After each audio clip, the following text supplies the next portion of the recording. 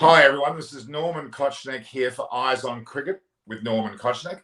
I have an extra special guest today, looking very leisurely, probably had a lovely kota roti or maybe an egg hopper or a string hopper, I'm not sure. Are you at Galle Fort? Where are you? Where's your hotel? This is Roshan Abeysinghe, the esteemed Sri Lankan commentator of a Richie Beno-esque style. How are you, Roshan? Great, Norman. Thanks for having me. You're so kind. With your introduction, we are still in the south of Sri Lanka, and we'll be leaving shortly. Right. And how has Galle been with all the lockdowns and COVID conditions? Has it been okay? Well, as you know, the new normal in cricket is that we all get into what you call a bio bubble. So we have actually not been impacted by anything that happens outside. But having said that, Galle wasn't, or these areas wasn't really in a lockdown. So people were moving around. But it's just that each one of them are, pretty cautious. They wear their masks. They try on most occasions to maintain social distance. So that was fine. Yeah. As you know, we've been very lucky in Australia. We've had little to no true impact of COVID. There's been an occasional small spike, but we've had crowds, as you know, as much as a quarter, as much as half capacity. I know Sri Lanka had the one lone English supporter on the Galle Fort waving away, which was hilarious. And Joe Root I saw waving to him when he scored his century and double century. It's quite amazing. What a backdrop. I mean, my favourite ground, it's one of the top 10 oldest grounds, because I don't think many people know that Galle's, I think it's number 10 actually in the oldest grounds in the world, which is extremely significant. But the reality is it's a magnificent ground. I love it. I've actually had the chance to play there myself a few occasions with Bubba Soja on his tours, and I've enjoyed it. But we're here today to talk about clearly the two tests which have just transpired in Galle between obviously England and Sri Lanka, and your take on the two games, because you were there heavily watching the two games, and then obviously leading into what will become a very substantial series between England and India, and a little period in the middle where India just beat Australia. Of course not. They thrashed Australia only recently here in Queensland, in fact, at the Gabba. So, Roshan, starting with the question about the current two test matches, including the one that's just passed, what's your take on the series? Well, let's take nothing away from England's win and the way Joe Root batted. I mean, he was a class above everyone else we saw. So that just makes him so special, and I wouldn't want to elaborate too much on that because it was for everybody to see.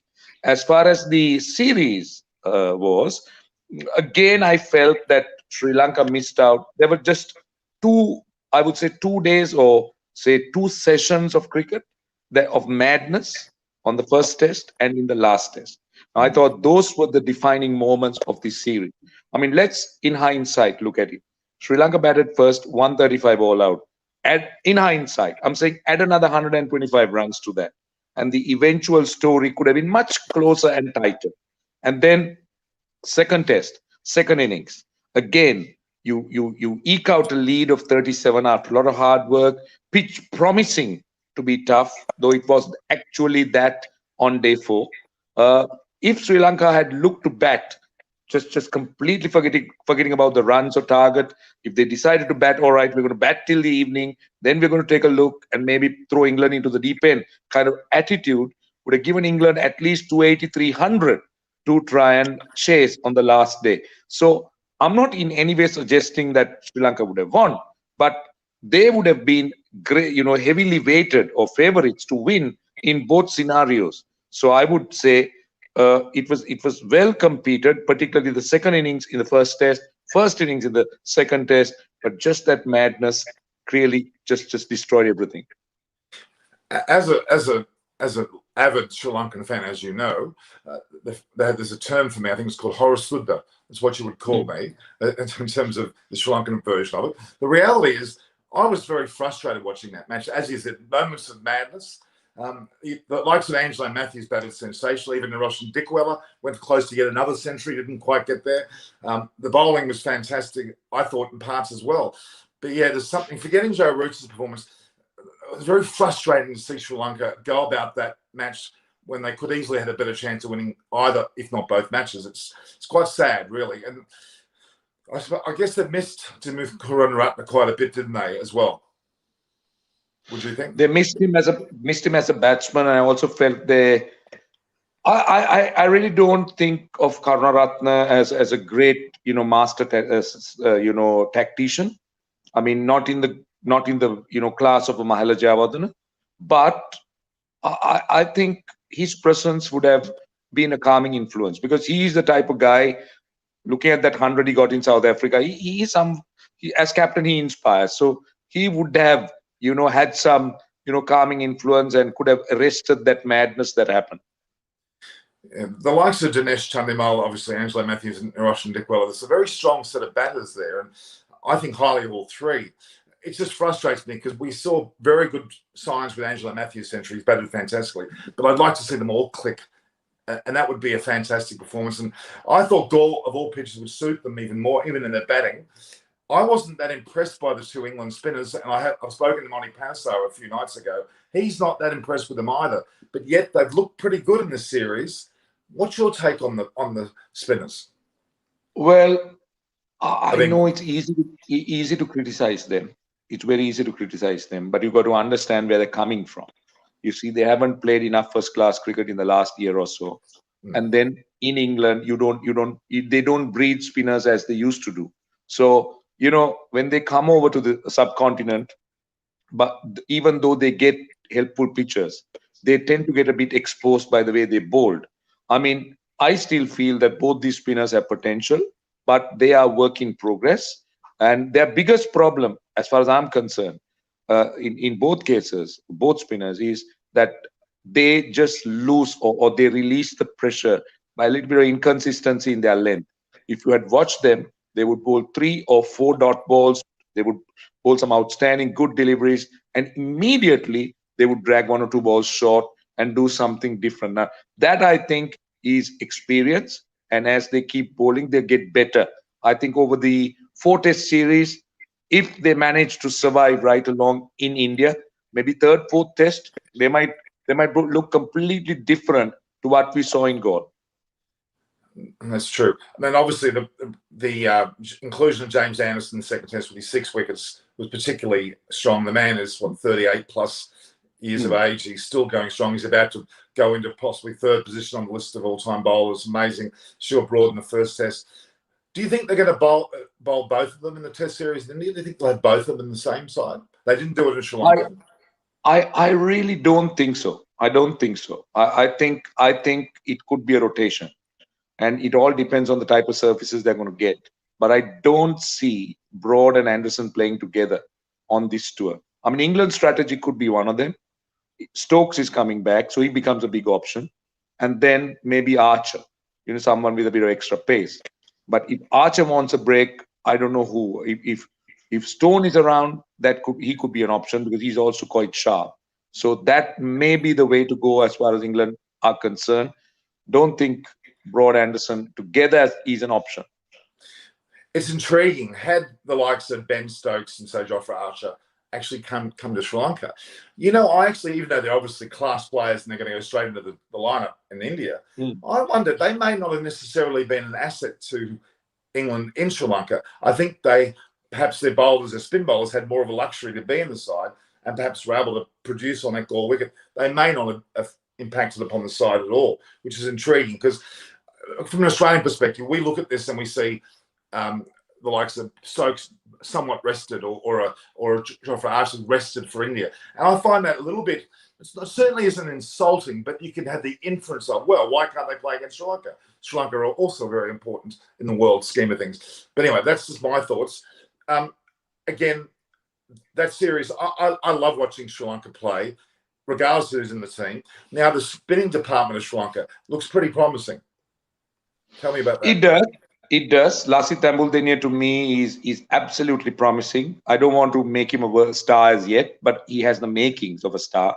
But the workload will have to be managed, because that last test match, he bowled. In this series he had 15 wickets, so he was supposed to only bowl. But in that second innings he also had to bat, and you could see. As a young guy, he was tiring. And when the ball getting softer, you would expect a little bit more effort as a left arm spinner or any spinner, because it's not about dropping, but you need to actually bowl it, loop it, revs on the ball. So that's why spin is a tough craft.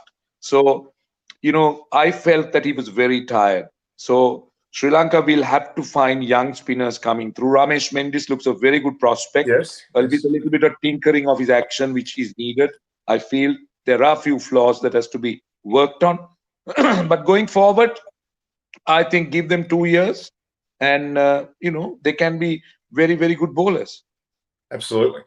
Now you've got obviously the likes of Mickey Arthur as a coach, which I think a lot of him, his mental strength in players has, I think, helped, and he was very often seen to move between innings during the match.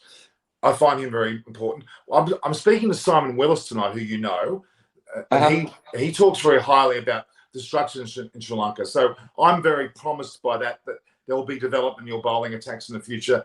Your batting arsenal's there too. Just needs to have that stability. I think there's elements of where Chandimal's in and out of the side, or obviously to move for injury reasons. Sri Lanka's based their innings when they're batting well over the years on a very stable batting lineup. I think that's one thing that perhaps is a little bit lacking on occasions with the Sri Lankan lineup. Anyway, let's move on. Anyway, a great series, riveting to watch. I love watching that. I just adore watching the golf in the background, and I'm thinking to myself what I'm eating at that time. I'm having some short eats or Chinese rolls. It's always something for me. All right, so let's move on quickly to obviously the India series we've talked about already quite substantially. What do you think England's chances are against India? I think I lost you. Your I can see you, but I can hear. I lost you a minute. I can see you. What happened there? You're a bit furry. No, I lost you. Sounds dropped. Has it? Don't know what happened. Let me have a look. Could be something at my end, but the sound dropped. Can you, how about now? Is that any better? Is that better? No, I can see you and I can hear you. I don't know. Okay. I know it completely lost your sound completely. I could hardly hear you. You can talk. You can talk. You talk if you want. Yeah, I can talk, but then you might have to be a little bit louder in your question. Okay. What were you asking the last time? India versus England. Will England have a chance of winning? That's really tough. I looking at the way India is playing, Norman, I think India is the best side in the world. There is absolutely no questions about it, no arguments about it. Whether you're an Indian fan or not, that's a given. India is the best team in the world, and I can tell you that England, I mean, they're not a bad side, but don't forget they're playing in India's backyard. So India, the Indian strength, I mean, in the past, you would say, oh, like the wickets are, supporting Spain or they're bat friendly. No, I think India can handle any condition. They can handle any type of situation. The spinners are brilliant. The seamers are brilliant. The batting is right up there. So I'm not saying England can't win. Look, cricket is a funny game. You can. I mean, India bowled up for 36 and they came back. So this is a competition between two very good sides. But I would say India go out as firm favorites because England have a few areas that they got to work on, particularly the top order. I mean, yes, Pope will be back. Stokes will be back. Burns is expected. But the way they played the spinners in Sri Lanka, the way they played the conditions, those were pretty tough. So going forward, the conditions, the pitchers, those will be the ones that India will be, or the Englishman will be concerned about. Very true. Very true. I really thank you for your time today. It's been fantastic. I appreciate you've just had breakfast in a wonderful Sri Lankan hotel. You're relaxed. You had a bit of. Look, I'm getting jealous, to be honest with you, because I would love to be there to meet you, of course, but I think the food might just outrank you a little bit. No, the fact is that that's very much my love. So say hello to Sri Lanka for me, Roshan. We'll get you on perhaps a bit later in the series. Maybe I'll join you up with a few other people, like the likes of Buria. Come again. The last bit I didn't hear you. We will get you on again at a later stage, if you like, to join into some of the Indian commentary. I would love to be, Norman. Thanks for having me. As you know, I got to go. Okay. Lovely to talk to you. But let's have a longer chat. And I would love to be on your show. I was honored to be invited. especially Thank by you. someone like you who carries such a massive reputation in what you have done. So, I mean, I'm not surprised that people just want to listen to what you do or watch what you do. That's because of the hard work you've done and what you have brought into, the game of cricket. So well done to you, Norman. And Thank thanks you, for Roshan. having me. Let's speak My soon. pleasure. Talk to you soon. Thank you, Roshan. Have a nice trip. Cheers. Bye-bye. Well, that was fantastic. I was able to talk to Roshan earlier today. He was having breakfast. He said, Norman, why don't we get on and talk about the one that's just passed. That is the England-Sri Lankan series, and a bit about the India versus England series. Roshan was right there. He saw every ball. He saw how England played, and Sri Lanka has a good insight into England, and he's concerned that they won't do well against India. Well, let's see. I'm assuming India will have a great series. So later on tonight, I'm talking to Simon Willis, who had a lot to do with both England and Sri Lanka and has a lot of understanding of cricket, a great high-performance coach. And he'll be joined by Chris Vernon, who you've seen before. So thank you. This is Norman Koshnek here for Eyes on Cricket with Norman Koshnek. Stay tuned for more series like today. Don't forget to, of course, view, like, and share. And please share this with your friends and family. Get them to be a part of this. Subscribe and grow the channel and make it hopefully a platform that you're proud of, that you can engage. I've got a number of questions I saw, couldn't bring them in today, but I will always reply to your questions and answers and your feedback. Thank you very much. Norman Koshnek.